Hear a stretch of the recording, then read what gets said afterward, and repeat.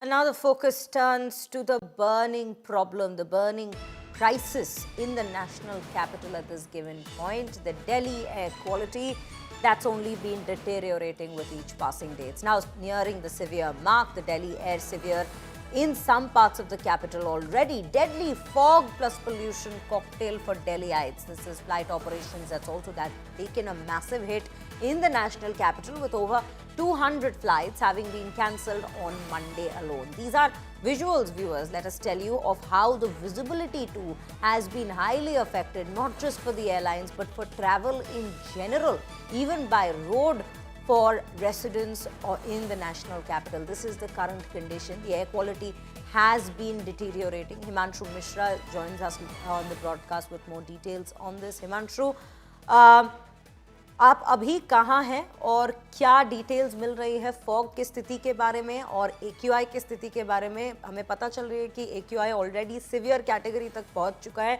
अभी आप क्या देख सकते हैं रास्तों पे?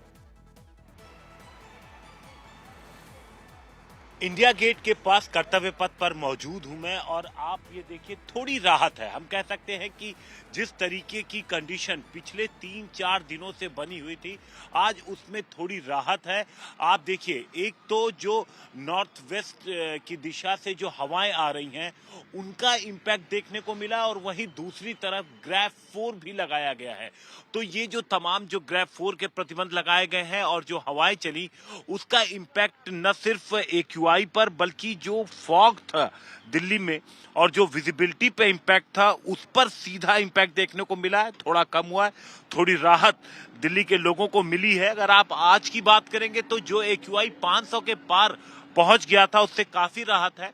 370 ओवरऑल दिल्ली का AQI का सुबह का डाटा है, जबकि अगर हम आनंद विहार, अशोक विहार, नेहरू नगर, ओखला जैसे अगर इलाकों को अगर अलग कर दें तो 400 के नीचे है बाकी दिल्ली का AQI. और कुछ जगहें जैसे लोधी कॉलोनी जैसा ही जो इलाका है, पूसा रोड का जो इलाका है, इन जगहों पर AQI 350 के आसपास है. तो इस तरीके से राहत मिली है. राहत दोनों स्थितियों में मिली है. एक तो AQI में मिली है और वहीं दूसरे जो विजिबिलिटी को लेकर के इम्पैक्ट था, जो स्मॉग सुबह के वक्त बहुत ज्यादा घना था, उससे भी लोगों को राहत मिली है यहाँ पर.